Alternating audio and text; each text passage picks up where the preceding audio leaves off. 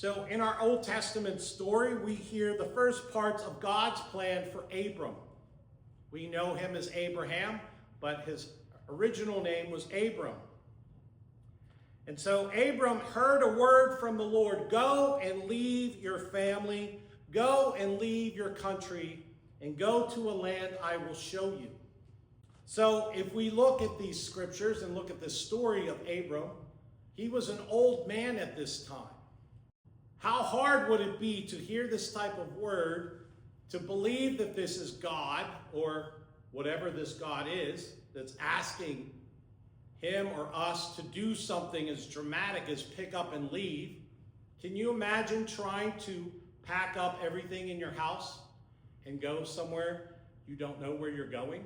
Just think about the logistics of that at our ages, right? The older you get, the less you want to have to pack everything up and move.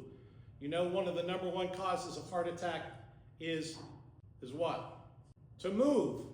Yeah, to pack up and move. Just the literal stress of having to get all of your stuff together and then get rid of all the stuff you really don't need.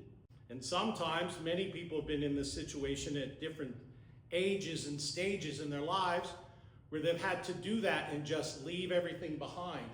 Just thinking about the people who've suffered the loss due to a fire, right? You lose everything and you don't have a choice. Or the threat of that. If you had to get out of your house quickly for whatever reason, what would you grab and what would you just have to accept that you have to leave it?